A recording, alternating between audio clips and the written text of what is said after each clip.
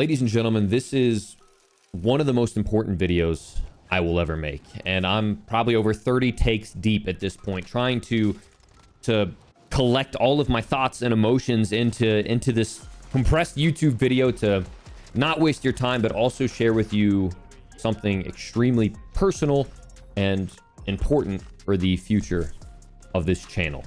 So I ask that you buckle in, get ready for a little bit of story time, but just know that this is something special.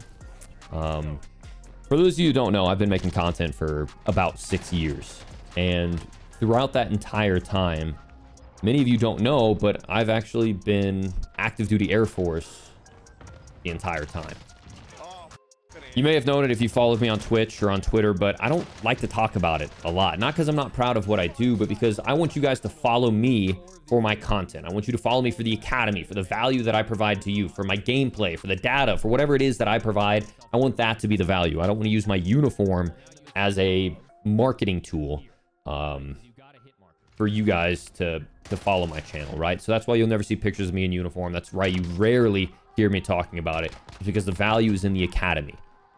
Well, for the last few years, I've been an instructor pilot, okay? And I've been training the next generation of pilots, and I've been also getting ready for the next chapter in my life. If you've wondered why there have been times where I've gone months without posting videos, where I've gone weeks without streaming, and why I don't compete anymore, it's because of that. I've had another commitment that has been absolutely not draining me, but man, when I combine it with everything, it adds up quick. It adds up quick. Basically, my daily schedule, man, has been, I go to work, especially lately when I've been an instructor, it's been a little bit more standard Monday through Friday. You know, I go to work, I come home, instantly drink a cup of coffee, have dinner with my wife, and then that's it. I go straight to making YouTube videos, going on stream. I've been working 16-hour days basically for the last 4 years. Before that, when I first started my channel, you guys don't know, it all started right here.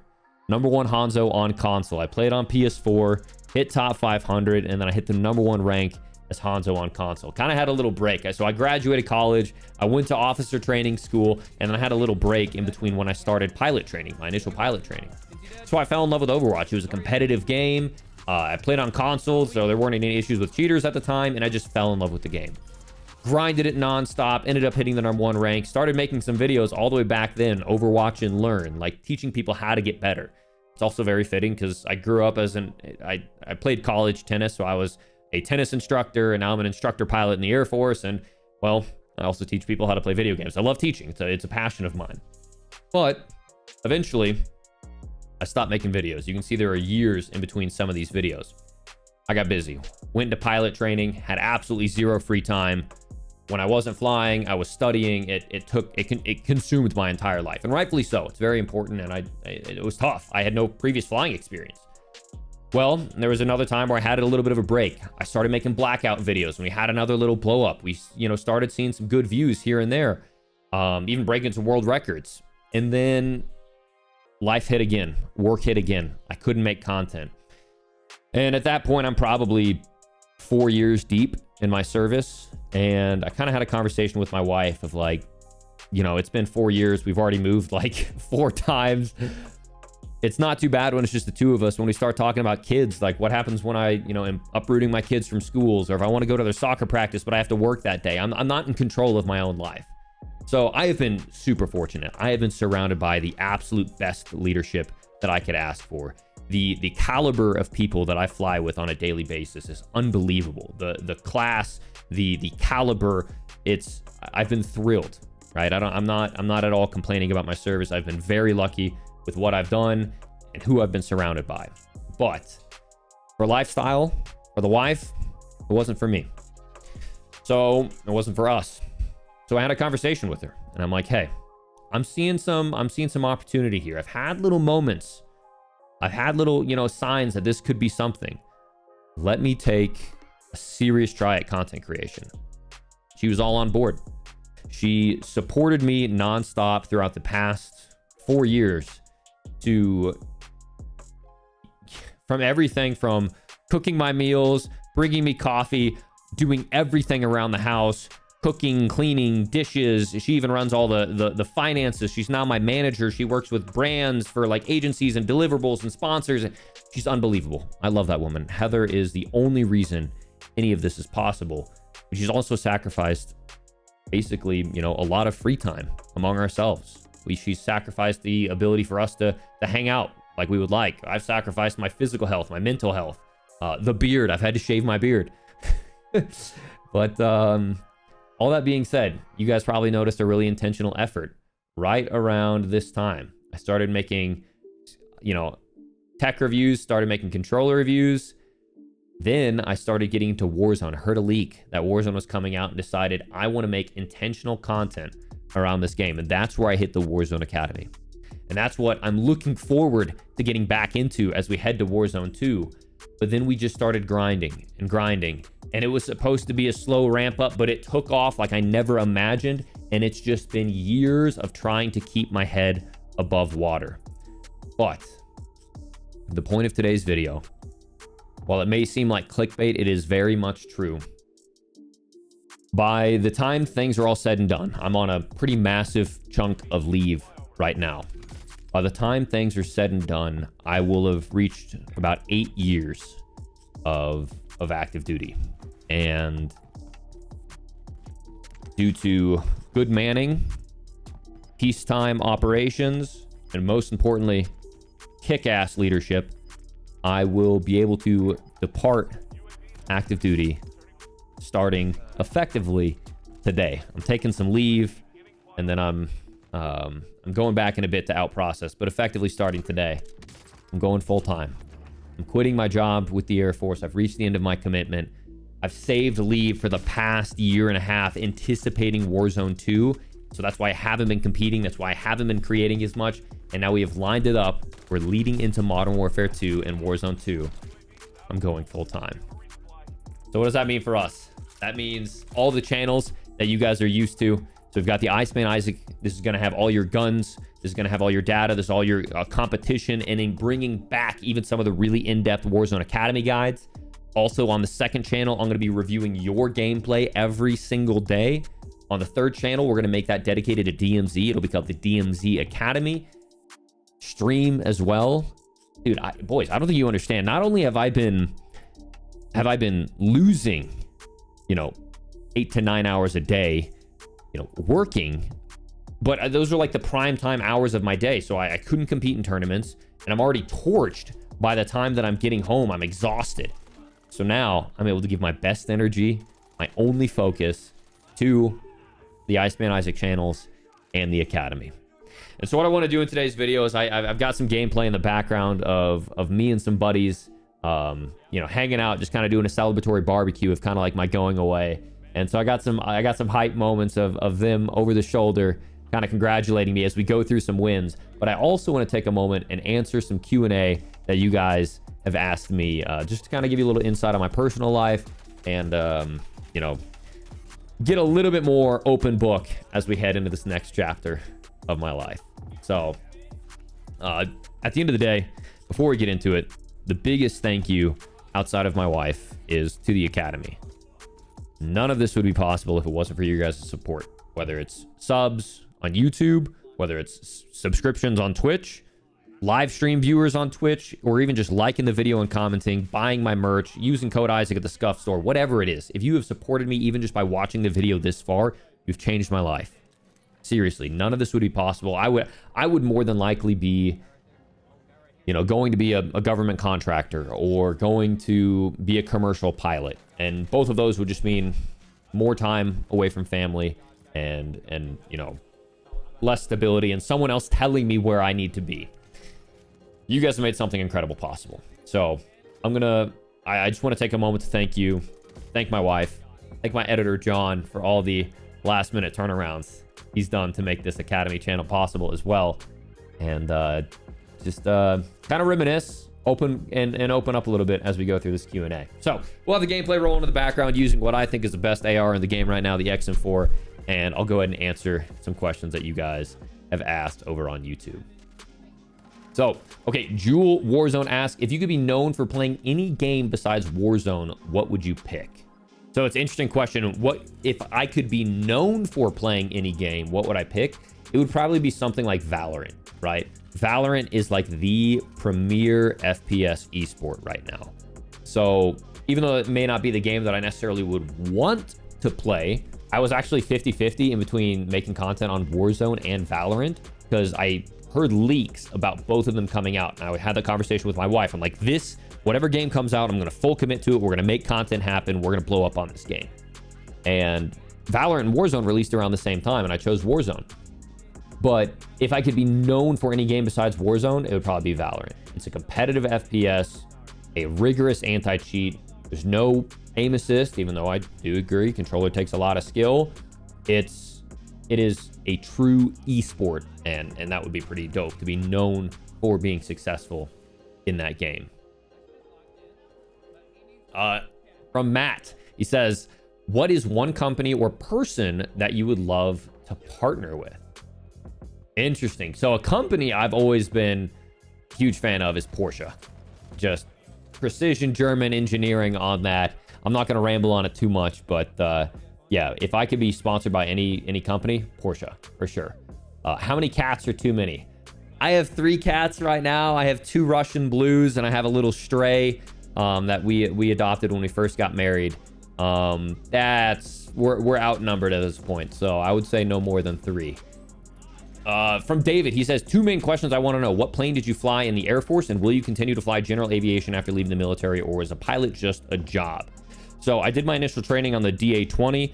I then got trained on the T-6, and then from there, I don't specify. I think once I officially get out, because like I mentioned, I won't officially out-process until next year. Maybe I'll open up a little bit more about my career, but still, while I'm officially in, I'm going to keep it a little bit tight-lipped. But I definitely want to get more into general aviation. Military aviation is very structured, especially as like an instructor pilot. It's all going out to meet specific objectives. And one of my favorite flying experiences, even to this day, was one of my first solos when I was at DOS Aviation, which is out in Pueblo, Colorado. And I was just flying around by myself in a DA-20 out by the Spanish Peaks Mountains. And what a freeing feeling. When you're on a solo, there's really not too much you can do, especially when you're at that phase in your aviation career. And so it was just a really cool feeling to just only be focused on your aircraft and what's around you, and not be focused on something mission related. And it was just a very freeing feeling. And so yeah, I definitely want to get back into general aviation someday. I would like to own a plane, but I know how expensive that can be. But I definitely want to stay in the air. Caesar asks, I've had a lot of Q&As, but he'll die happy if I can answer one. How did you and Heather meet? So Heather and I are actually high school sweethearts. Heather is a year older than me. I had the biggest crush on her since like 6th grade. She had no idea I existed. I was a super, super late bloomer. Okay, I was making the long play here, boys. Okay, dude, in 9th grade, I was 4'8". I was the second shortest behind Ian. Second shortest kid in the school. And I was a super late bloomer, and then I started growing all the way until I got in my senior year of high school, I hit 6'1". But the last day of my sophomore year of high school, my wife's junior year of high school, we were in band together. I played saxophone. She played flute. I had the biggest crush on her for so long. And I just figured, I'm going to ask her this girl's number. And if she says no, like, she'll have the entire summer to forget about me, right? Like, I'll be able to, I'm just going to ask it literally like 5 minutes before the bell rang to go to the next period. And yeah, that's where it all kicked off. Asked for her number all the way back in high school band class. And we've been together almost over 13 years now. Yeah. Another one from Caesar. He says, favorite primary weapon and secondary weapon in Warzone history. Favorite primary, AMAX, because you couldn't rip someone off a heady from long range, but it was very deadly at medium range. And so even in areas where there was like really bad no man's land, you weren't getting beamed like you are with like the Bren and the UGM and the Automaton, and right. So there was some shake that took some skill gap to control, but it hit like a truck. The favorite secondary would be the Cold War MP5.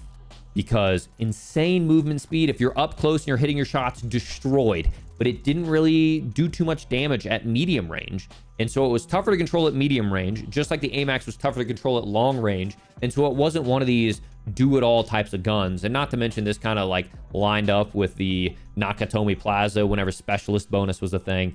So a lot of good memories with those guns. What got you into the Air Force in the first place? So I was in college. I was a triple major. I was studying business administration, international relations, and political science. And it used to be that business was my primary focus, and then international relations was just an interest, in political science as well. And then it flipped. I realized I wanted nothing to do with starting a business at that point in my life.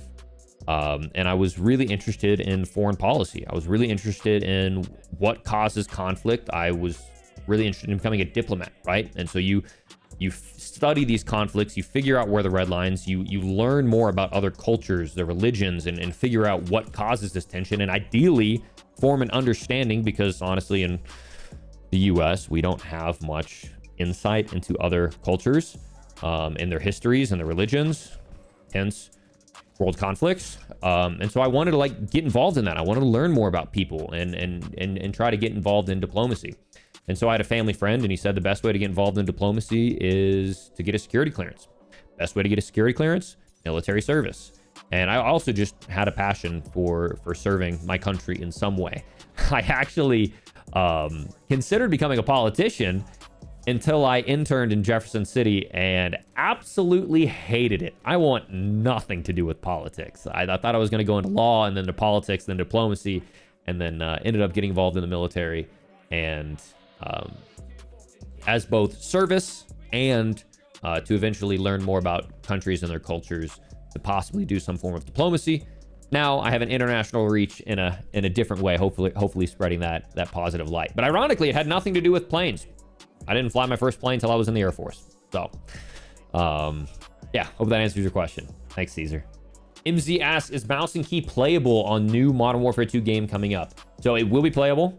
What I will say is there's a lot of visual recoil, which might make you think, okay, if there's more recoil, I can use my mouse and key to control it. But if it's visual recoil and you can't actually see what's happening on your screen because of all the smokes and particles and gun shake, then you can't clearly see where you need to track. That's where games like Overwatch and Valorant and Apex a little bit are really nice, is there's not a lot of visual noise and you can see where you're shooting. There's like outlines on players. And so, I mean, in general, multiplayer period dot, it's always best to play controller. Heading into Warzone 2, I'm thinking controller is going to be less dominant than it used to be. I think mouse and key is going to feel a little bit better. A lot of guys like Breadman and Huskers who have played mouse and key on Warzone 2 kind of felt the same way. But I think at the end of the day, controller, aim assist, it is instantaneous reaction. You're not actively tracking what's happening. The controller tracks for you instantly, right? There's no reaction time with aim assist. So it's still going to be beneficial to play controller. Blackwing asks, how old have you been when you started playing shooter games? As long as I can remember. I'm talking Duck Hunt on the SNES. I played GoldenEye. Played a lot of Super Smash Bros. Growing up, but ever since I was a kid, like probably like 4 or 5, I've been playing video games. Bastion asks, what beard trimmer do you use, if any? I don't know what beard trimmer brand specifically. I use hair clippers. I cut my own hair for the last 6 years. I just started going to a barber again because I wanted to save money. I taught myself how to cut my own hair in college. So for the last 6 years, I've been cutting my own hair. It's Babyliss, like Bayliss is my hair clipper brand. But the big thing with a beard, don't go against the grain. You go against the grain, you're gonna kill all your volume. The goal of a beard trim is to get rid of the strays. So you set your trimmer and then you go down and then you shape your beard ideally to like create like this square jawline. At least that's how most people do it, is they get rid of the roundness in their face, because like roundness, whether even it's roundness up here, which is why my hair is like faded and squared up, or roundness down here is less masculine. And so just go down and just get rid of the strays and get a little beard balm too. Yeah. Pepe Sapphire asks, what aircraft you've been piloting the last few years? Once again, that's a story for another day. Do you have any videos that you can publish? No, actually, I've hardly taken any videos. And even if I did take them, I'm not sure I could post them. At least I'm not going to post them while I'm active. That might be a thing in the future. But more importantly, did your career help you in any way with game, and how? One of the most important parts about aviation is what's called your cross check, your ability to look at what your aircraft's performance are, along with your altitude, your radio, missionized stuff, without getting into the specifics. You have so many different things that you need to be doing, along with listening to what's going on inside of your headset with external communications and internal communications. And I would say, like, the ability, like, whenever I'm playing and gaming, it's the exact same way, right? You're looking at your crosshair, and then boom, you're looking at your map. Okay, now you're looking at your ammo count. Now you're looking at your health count. Okay, now you're trying to think of what's going on in future rotations, and there's all this information you're trying to track. And so this kind of ability to have a really fast cross check and communicate. Aircraft communication is all about the 3 C's, right? Clear, concise, correct. Where you're always, well, and the last one is cool. You got to sound cool while you're on the radio, right? So clear, concise, correct. Clear, make sure your voice is clear. Concise, don't be rambling on. And then correct, don't say he's off to your left when he's actually off to the right, right? And so just this ability to think and talk and have comms is I think has really helped build that muscle for becoming a better pilot and a better gamer. I think they both complement each other. It's not one because of the other. Jay asks, are you planning to do any 1440 versions of our clips? Yes, we are doing now 1440p native recording heading into Warzone 2. Gregory asks, why did you make the switch from Overwatch to Warzone? Weren't you a top rank Hanzo? Yes, but basically when I hit that top rank Hanzo and then I went into pilot training, that was years. By the time everything was said and done, that I couldn't create on Overwatch. So I kind of missed my window there. Even if I was to go back to Overwatch, I don't think the audience is there, especially when I was thinking about the future of this channel, and that's why we really committed to Warzone. Fshiz asks, hey, not sure if you're still in the Air Force or if you separated, but how did you balance streaming life with the Air Force? I wanted to start streaming and ended up not being able to at the time I had with career and family being prioritized. Yeah, it's been a lot of sacrifice, and it's mainly been a sacrifice on the family front. The wife and I put off having kids. We haven't been able to, spend nearly as much time together. I've put on weight. Mental health has gone, not through the floor, but it's been really tough, man. And it took my wife being fully on board, and it took a lot of support from the academy. But more importantly, just a very intentional game plan of how I wanted to go about and succeed in this. So many people I've seen have, said they wanted to make it and make a career out of streaming, and then they just end up streaming into a wall for 8 hours a day and then posting unedited clips on TikTok. Like, that's not content, right? Like, that's not work. You're just playing video games with a stream on, okay? Don't tell yourself you're putting in work if you're really not developing an intentional content plan. Not saying that's you, because obviously you said it was tough with your career and family being prioritized, but it's been a lot of sacrifice and a lot of intentional content building. But ladies and gentlemen, we're just going to go ahead and wrap it up here. If you have any additional questions for me, feel free to ask me over on Twitch. We're going to show 2 little end game highlights of me getting 20 plus kills with the XM4. I had all my friends, over my shoulder, kind of like hyping me up. We were doing a little going away barbecue. I was showing them the stream setup, and they're like, turn on stream, bro, turn on stream. We had a couple drinks, and they ended up gassing me up. I had a challenge to get 20 kills with the XM4 on controller, and then I had another challenge where I had to get 1 kill and win. Okay, so that means I could only get 1 kill. I ended up dying, and I went to the gulag, so I had to capture the flag without getting a kill. I'll show you that clip. And then I had to clutch out a 1v1 against a very sweaty player. And you'll see, like, when I say sweaty player, like, this was a crazy lobby, like 1.8 KD, 1.3 KD, 1.8 KD, 7 KD, 1.8 KD, and then me with a 3.6. This was a demon lobby, and I clutched out in front of the friends on mouse and key. But ladies and gentlemen, once again, thank you so much. None of this would be possible without you. Please do me a favor. Join me over on Twitch. Join me over on Twitter. Get to know a little bit more about me. If you have any future questions for me, I can answer them over there. But thank you all so much for the support. Thank you all so much for making full-time possible. And I am thrilled to be entering this next chapter in life. Peace. Close more. Close more. There he is.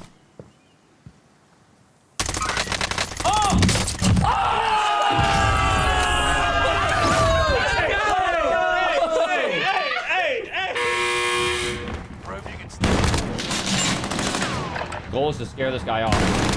He's 1 HP. He's not going to chow me. I might need to kill him, though.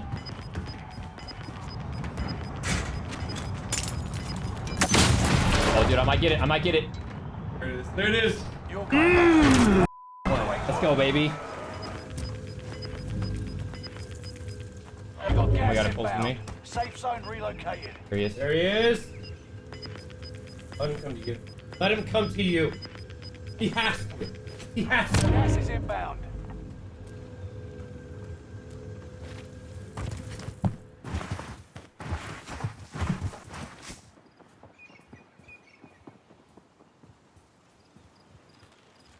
Enemy radar jammer detected in your area.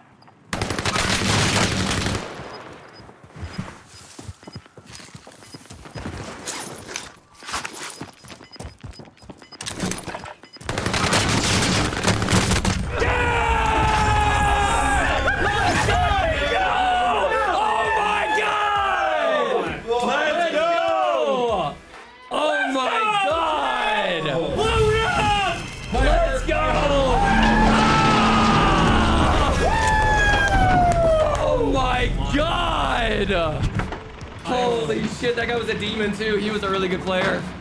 Oh, my heart. Guy. Oh my god. You kidding me? Oh, You're insane.